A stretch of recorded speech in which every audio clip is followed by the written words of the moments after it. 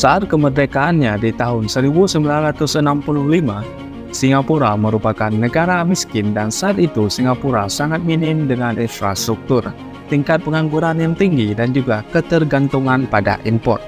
Namun dalam beberapa tahun berikutnya, Singapura berhasil berubah menjadi salah satu negara maju di dunia. Tapi bagaimana Singapura menjadi salah satu negara maju di dunia saat ini? Dan bagaimana mereka melakukannya hanya dalam puluhan tahun? So, simak video ini sampai habis agar kalian tahu jawabannya.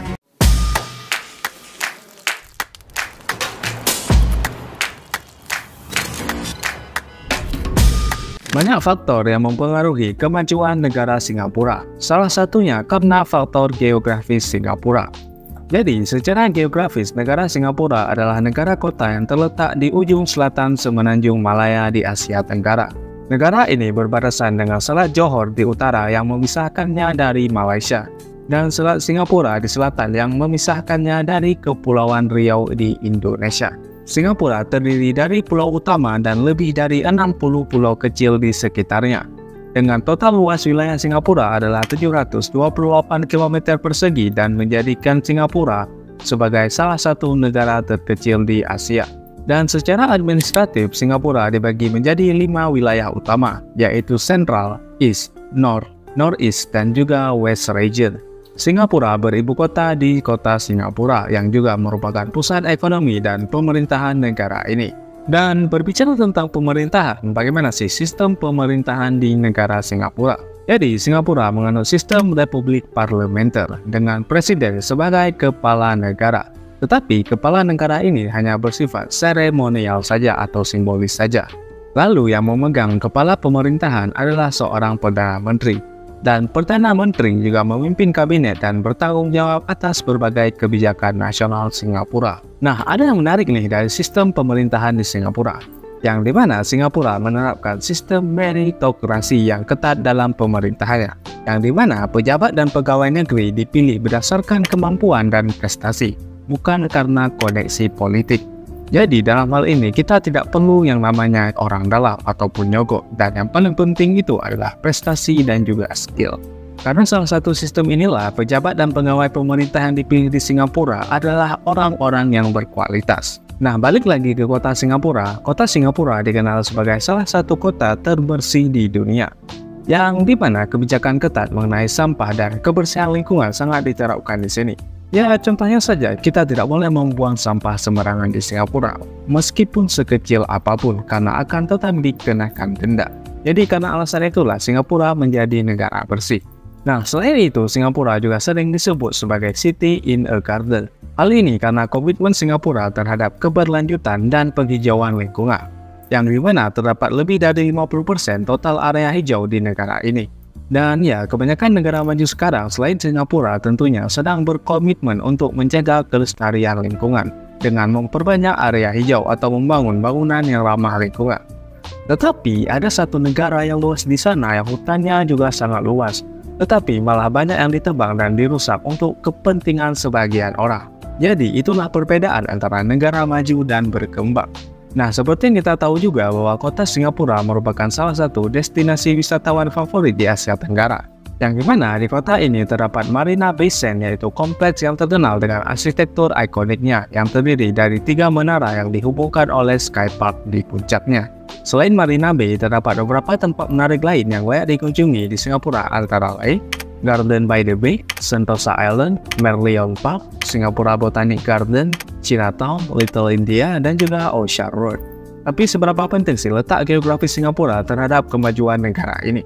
Secara fisik geografis sendiri, Singapura sebenarnya adalah sebuah dataran rendah dan datar, yang dimana titik tertinggi di negara ini adalah Bukit Timah yang memiliki ketinggian 164 meter di atas permukaan laut. Dan Singapura sendiri tidak memiliki sungai yang cukup besar, dan terdapat beberapa sungai kecil saja seperti Sungai Kalang dan juga Sungai Singapura.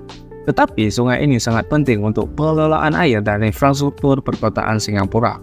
Dan danau-danau di Singapura sebagian besar adalah waduk buatan seperti Waduk Marina dan Waduk Macritchie yang berfungsi sebagai sumber air bersih di sana. Karena lokasi Singapura yang strategis yang terletak di Selat Malaka yang merupakan salah satu jalur pelayaran tersibuk di dunia. Dan pelabuhan Singapura kemudian menjadi salah satu pelabuhan tersibuk di dunia. Pelabuhan ini sendiri berfungsi sebagai pos perdagangan utama yang menghubungkan pasar Asia, Eropa, dan juga pasar Amerika. Selain itu, Singapura juga memiliki Bandara Changi, yaitu bandara internasional yang merupakan salah satu bandara terbaik di dunia. Dan bandara ini terkenal dengan arsitektur hijaunya dan juga taman-taman yang ada di sekelilingnya. Dan tentunya menyediakan berbagai fasilitas terbaik untuk wisatawan serta pebisnis internasional. Tapi bagaimana sih sejarah peralihan Singapura dari yang negara dulunya miskin menuju ke negara yang maju sampai sekarang? Wilayah yang sekarang menjadi negara Singapura pertama kali dihuni pada abad ke-14 dan saat itu dikenal sebagai Temasek yang berarti kota laut.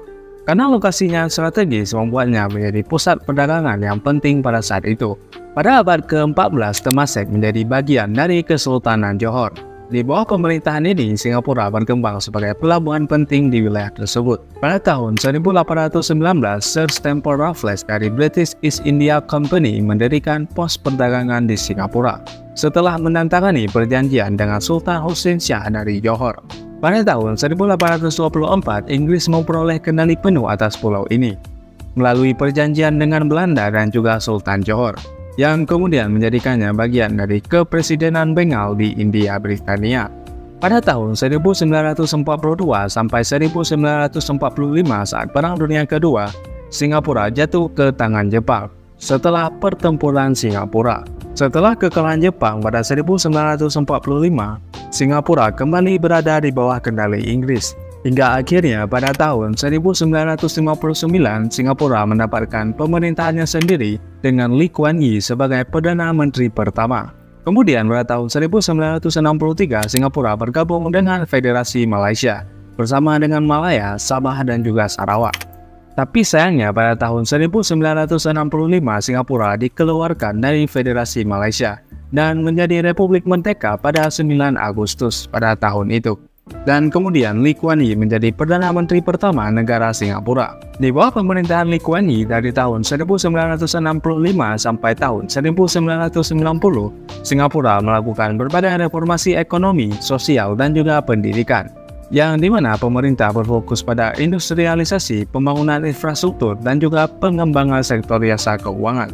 Dan ini berbuah hasil yang bagus pada tahun 1970-an sampai tahun 1980-an. Yang dimana saat itu Singapura mengalami pertumbuhan ekonomi yang pesat karena berhasil menarik investasi asing, mengembangkan sektor manufaktur dan elektronik, serta memperbaiki sistem pendidikan di sana. Dan saat itulah Singapura terus berkembang sebagai pusat keuangan global, pusat teknologi, dan juga destinasi pariwisata utama di Asia dan dunia. Dan ya, kemajuan negara Singapura ini terbilang cukup cepat karena hanya membutuhkan waktu beberapa puluh tahun saja. Lalu bagaimana nih dengan ekonomi negara Singapura saat ini? Saat ini Singapura memiliki ekonomi pasar terbuka, maju, dan juga berorientasi pada perdagangan. Dengan PDB Singapura adalah 466 miliar US dollar pada tahun 2022 dan PDB per kapita 82.000 US dollar pada tahun 2022 dan merupakan salah satu yang tertinggi di dunia. Tapi apa saja sih sektor ekonomi utama di negara Singapura? Sektor ekonomi utama di negara Singapura yaitu layanan jasa yang merupakan penyumbang terbesar bagi PDB Singapura dengan fokus pada jasa keuangan, bisnis, dan juga profesional. Sektor yang selanjutnya yaitu manufaktur yang memainkan peran penting dalam produksi berbagai produk elektronik, kimia, dan juga produk lainnya. Sektor lain yang cukup berperan penting adalah perdagangan karena Singapura adalah pusat perdagangan internasional utama karena letaknya yang strategis di Selat Malaka dengan pelabuhannya yang termasuk 5 pelabuhan tersibuk di dunia. Jadi tidak heran sektor ini merupakan salah satu sektor utama ekonomi Singapura. Adapun mitra dagang terbesar Singapura adalah Indonesia, Malaysia, Tiongkok, Amerika Serikat, dan juga Jepang. Dan Singapura juga merupakan anggota aktif ASEAN dan terlibat dalam berbagai kerjasama ekonomi regional. Selain itu, Singapura merupakan investor besar di negara-negara ASEAN, terutama Indonesia. Dan Singapura adalah negara pemberi utang terbanyak Indonesia dengan angka 55 miliar US dollar atau sekitar 876 triliun rupiah. Nah, selain berkat pemerintahnya, berbagai kemajuan yang didapatkan Singapura saat ini tidak lepas dari kontribusi penduduknya. Jadi mari kita bahas bagaimana kondisi penduduk di negara Singapura saat ini. Jumlah penduduk Singapura saat ini adalah sebanyak 6 juta jiwa berdasarkan data terbaru yang dikeluarkan oleh Worldmeter. Kepadatan penduduk di Singapura adalah 8.500 orang per kilometer persegi dan merupakan salah satu negara terpadat di dunia, yang dimana 100% penduduk yang tinggal di perkotaan dengan usia rata-rata di Singapura adalah 42 tahun. Secara etnis, Singapura memiliki kelompok etnis yang cukup beragam, dengan etnis Tionghoa sebagai kelompok etnis terbesar di Singapura, dengan sekitar 74% dari total populasi. Kelompok etnis terbesar kedua adalah Melayu, sekitar 13% dari populasi, disusul etnis India sekitar 9% dari populasi. Secara bahasa, Singapura memiliki 4 bahasa resmi, yaitu Inggris, Mandarin, Melayu, dan juga Tamil, yang dimana bahasa Inggris digunakan sebagai bahasa pengantar utama dalam pendidikan dan juga administrasi pemerintahan. Dan bahasa seperti Mandarin, Melayu, dan Tamil digunakan untuk kehidupan sehari-hari penduduknya. Sedangkan untuk agama mayoritas di Singapura adalah Buddha sekitar 31%, tanpa agama 20%, Kristen 18%, Islam 15%, dan sisanya agama lain. Secara budaya di Singapura cukup bervariasi tergantung kelompok etnisnya. Contohnya, perayaan Tahun Baru Imlek yang dirayakan oleh etnis Tionghoa untuk menandai awal tahun bulan lunar. Festival Deepavali yang dirayakan oleh etnis India untuk menandai kemenangan cahaya atas kegelapan. Dan Hari Raya Idul Fitri yang dirayakan oleh umat Islam untuk menandai akhir bulan Ramadan. Tetapi hari yang dirayakan oleh semua penduduk negara Singapura adalah National Day Parade, yang dimana perayaan ini disebut juga sebagai perayaan Hari Nasional Singapura, yang biasanya diiringi dengan parade militer, pertunjukan udara, dan juga pertunjukan budaya di sana.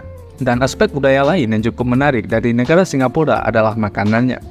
Adapun makanan khas Singapura antara lain laksa, wonton mee, roti prata, Hokkien prawn mee, dan juga kaya toast. Nah, yang menjadi pertanyaan kita sekarang, bagaimana sih kondisi penduduk di negara maju seperti Singapura dan bagaimana kualitas hidupnya?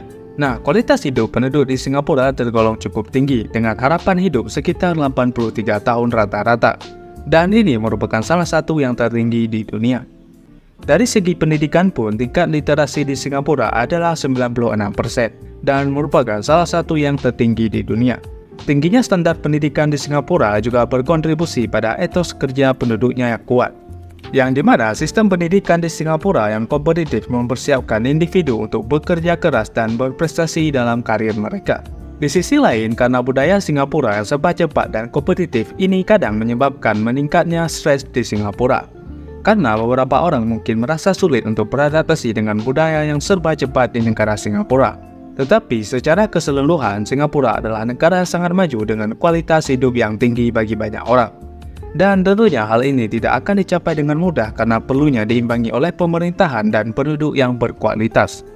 So, beginilah pembahasan kita pada video kali ini tentang bagaimana Singapura menjadi negara maju dan bagaimana tentang kondisi negara Singapura. So, bagaimana menurut pendapat kalian tentang negara Singapura? Silahkan tulis saja di kolom komentar. Oke, terima kasih telah menonton video ini. Jangan lupa tinggalkan like, komen, dan juga subscribe. Sampai ketemu di video selanjutnya, and bye-bye. It's so cold outside, I'm alone.